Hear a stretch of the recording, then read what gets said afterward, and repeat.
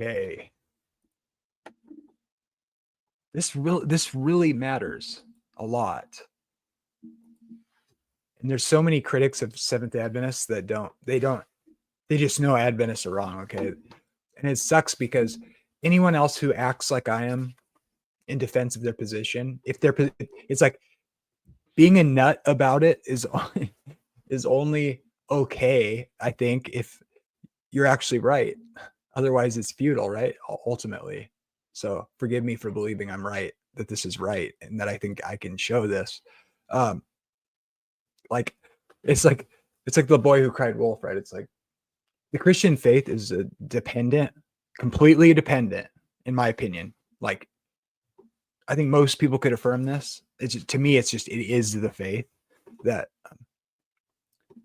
Jesus is coming back, and we have actual evidence that God predicted through his word what was going to happen, and it actually did. And we can verify it through the text. And then, of course, we can have a living faith, and that God is actually going to judge the world.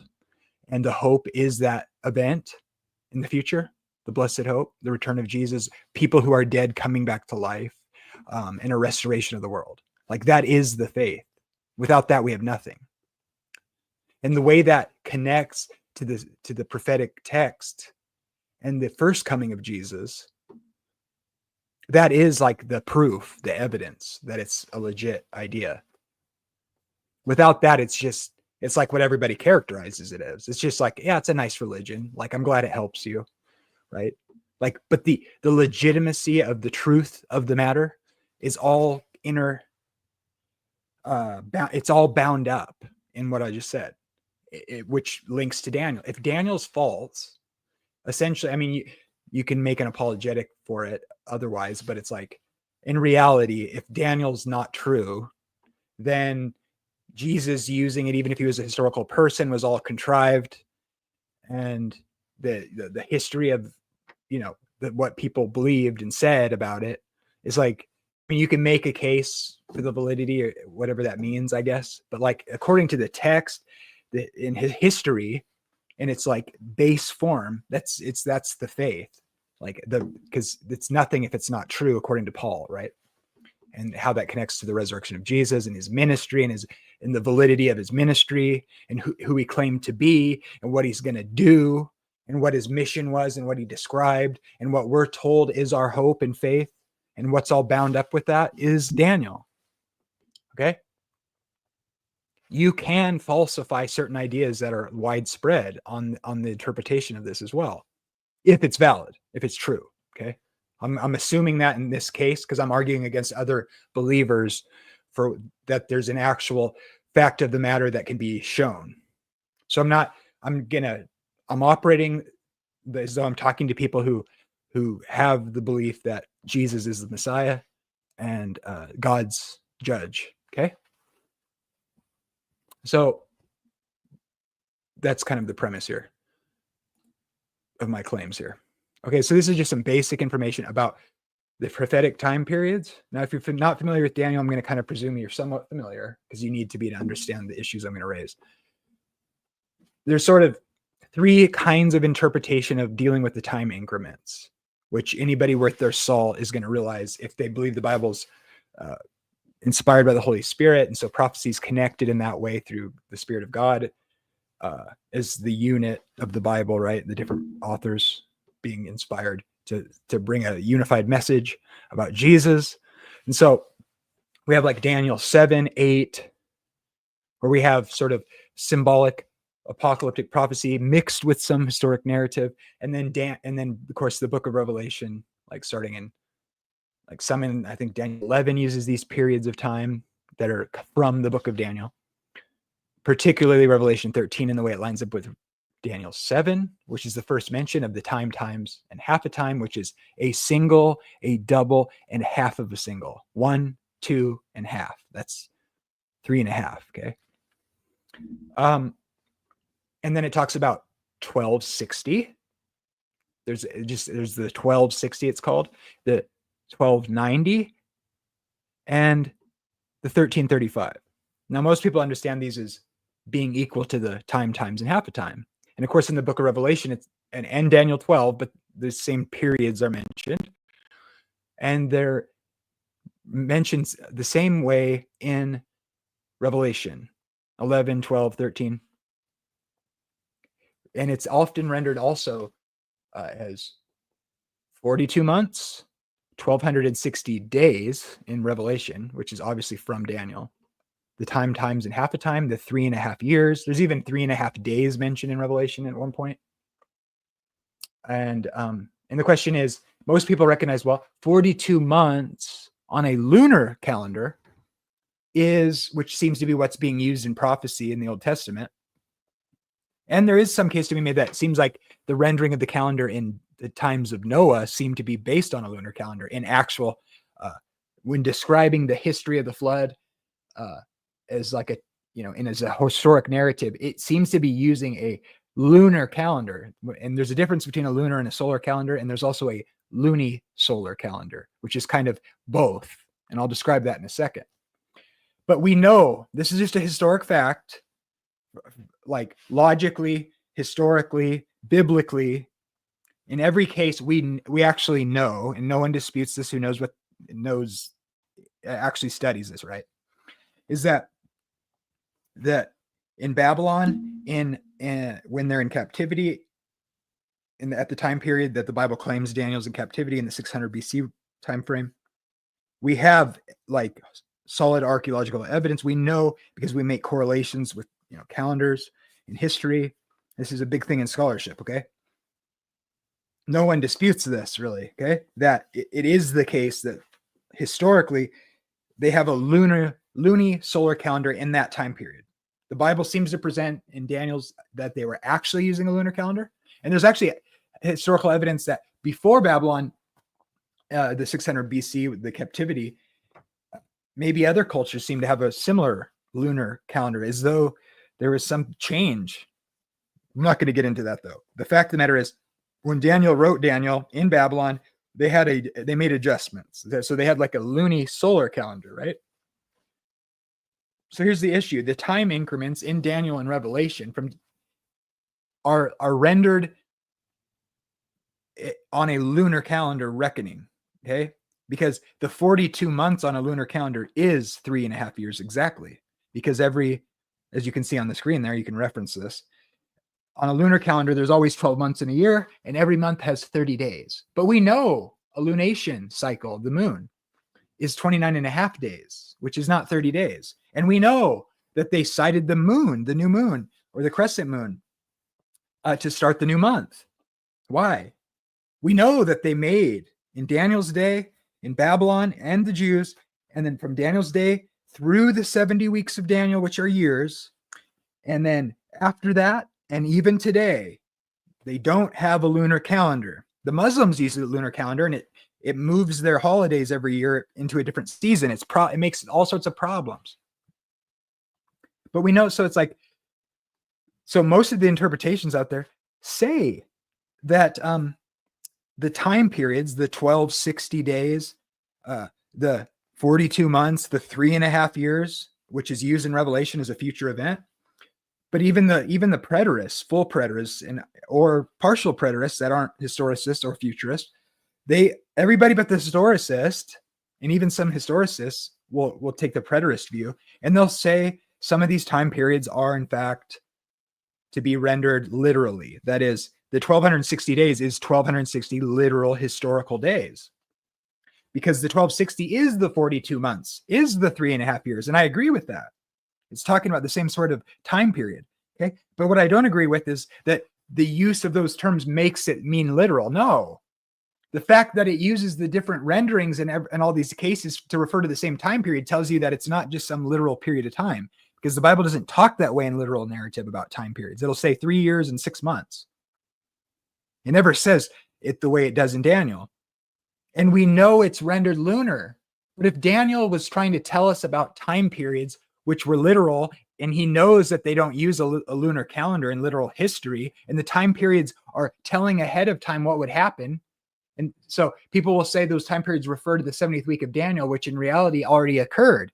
But even if it didn't, The 69 weeks were not lunar reckoning of time. Why would the 70th week that's attached to those 69 weeks render literal time differently than we know they rendered literal time? And this is reflected in the literature of people trying to, and people are very impressed by it because they'll break it down and say, well, they didn't use a 360-day year, yet the festivals were once per year, not once every 360 days. What is the relevance of that? Well, if you were to say Passover and then now 360 or even any amount of exact days later, and you did that every that many days, that festival would come again, because it says in the Bible yearly, annually, from year to year, or from days to days is what it actually says literally, but it means from year to year or annually. We know you are to keep the Passover, notice, in its season from year to year. In its season. Why is that important? Because you need to have a lamb and you need to have crops during the season. It's a spring thing, right? They have to bring their crops and they do the wave sheaf offerings connected to the sacrifice of the Passover lamb. And lambs have to be born and they have to be available, because they don't just have babies like humans whenever they want. They only have babies in a certain time of year. And so you have to have a lamb available. So you will keep the Passover in its season. That's why there's spring and fall feasts. They have to land in the season. But guess what? Over long periods of history, if you were to have any sort of calendar based on X amount of days until the next Passover, like 360, or say the false view of these non-canonical books that some people push out there, where they say, oh, a true year has 364 days in it, which reflects some of these sects of Judaism in the first century that separated themselves because they didn't think the way they were keeping the calendar in Jerusalem was correct. They're saying, oh, every year is 364 days. That would be so nice because it's divisible by 7 and God uses 7s. And so we're sure that's right. And they probably noticed that if they were to keep a 364 day per year sort of calendar, everything would fit so nicely how they imagined it. And it is closer to an actual solar year, by the way, 364, than the way they actually did it the right way that's recorded in scripture and historically understood. And by the way, if those groups, which had books like Jubilees and Enoch, which claimed it should be a 364 day year, which, bolstered their view, which claims in Jubilees that they're keeping the calendar wrong in Jerusalem. And it's one of the reasons they separated. And that predicts that because the people are doing it wrong, they're going to not do the holy days on the proper days. Well, if you think the Bible's correct and that Jesus did actually, his ministry is associated with the feasts and festivals, that would be based on the way we know they were actually keeping the calendar in Jerusalem, not like the Essenes, not like the way Jubilees and Enoch claims the calendar should be kept, which they didn't keep in Jerusalem. But yet Jesus in the New Testament did die on Passover, did raise on first fruits. So we know those views are wrong because we know how they kept the calendar, and they didn't keep 364 days per year, and they didn't keep 360 days for a year. And if they had, they wouldn't have a Passover lamb in its season, in particularly over a 483-year stretch, which is what Daniel's predicting, so that the people would know when the Messiah was supposed to show up. And guess what? The New Testament indicates that the people were in expectation of the Messiah, and they thought John the Baptist might be the Messiah. And Jesus chastised the Pharisees because they, quote, didn't recognize the time of their visitation, which can only be referencing one prophecy in the Bible, and that prophecy is the book of Daniel, which is the critical text that actually demonstrates that Jesus is the Messiah, properly understood based on all the things I'm talking about. Now, people do all sorts of amazing calculations that look so impressive, and they modify the length of the year to make it all fit. But guess what? Honer, Anderson didn't make it fit, and they're ignoring the original context and the original audience and the historical connection here, because we know how they kept years, and they didn't keep 360 days per year, which is how they try to reinterpret this length of time. It's very simple. The days of the 490 weeks, whether you think it's weeks or heptads or sevens, that doesn't even matter. The fact of the matter is it's based off of a weekly pattern, which is the Sabbath, which, by the way, you're supposed to keep because it's still holy and Jesus is Lord of it.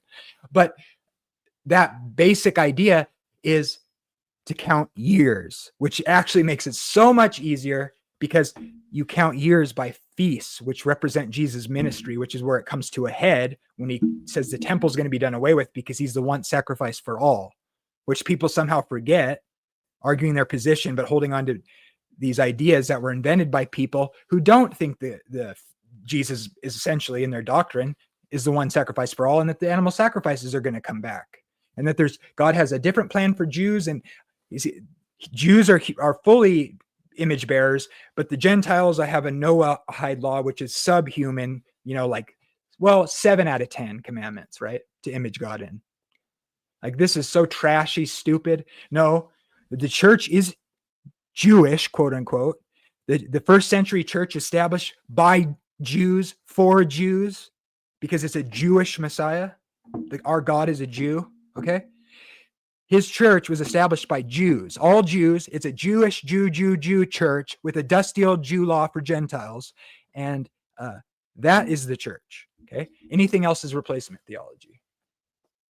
The Sabbath is a Jewish Sabbath, which is invented for man. And Jesus is the Jewish God of the Jew Sabbath for Jews, which lets the Gentiles in to become quote unquote Jews, okay? Did I mention it's Jewish? Or we could say Hebrew. Okay, you count the years properly, not using a lunar calendar. Why? Because that'll throw you off. Because we know that the prophecy was for the people who had the text so that they would recognize when Jesus would come, and they did. And they didn't keep a 360-day year calendar. And so a literal interpretation of the time periods, which are based on a lunar calendar, are not literal. Daniel sets the context. It's long periods of time. The days do represent years, and things actually happened, and it didn't leave us without information in the New Covenant period, which the entire New Testament and Paul's application of the man of sin, he pulls from Daniel 8, and he talks about that man being destroyed at Christ's coming, which, by the way, destroys any sort of thing that denies any future thing being fulfilled in eschatology. There is a final Antichrist. There is a time of trouble, but it's not the 70th week of Daniel. The New Testament says nothing about that. In fact, but there is a time of trouble. And it's not just for the Jews, and it's not in a literal rebuilt temple, because we're the temple of God. The apostasy is in the new covenant, which is the way of salvation to the Jew first and also to the rest of the world, which is what the purpose of the new covenant was, to establish it with the Jew, Hebrew church. Okay. That was established in the first century, and the Gentiles are coming into that, right? Romans 11. And Jesus is going to commence that when he destroys that man of sin who seeks to change God's times and laws. But it's not because God left the whole New Testament period, even though Paul applies that figure into the New Covenant period and connects it to the return of Jesus and the time of trouble, which will be a time of trouble for all of God's people, Jew and Gentile. And in their persecution by the little horn, by the man of sin who seeks to change God's law, believers in Messiah are going to be attacked by this figure, which happened historically and will happen again. Okay, when the deadly head wound is healed. If you believe in the Bible and you think the second coming is the hope of the faith, which the New Testament associates with the time of trouble, the man of sin, the ultimate antichrist figure, which Jesus destroys when he wraps up the world. Now, you can make up a different faith if you want. It just has nothing to do with what the Bible teaches and what the warning of the apostles is, and what is called the hope of the faith and the promises of Jesus, which is to return to raise the dead and vindicate his people so that they will live forever in a restored creation, which is his being the one true God, Father, Son, and Spirit, who's represented, our representative that connects us back to God is the man, Christ Jesus, Lord of the Sabbath. Literal interpretation does not work because we know things.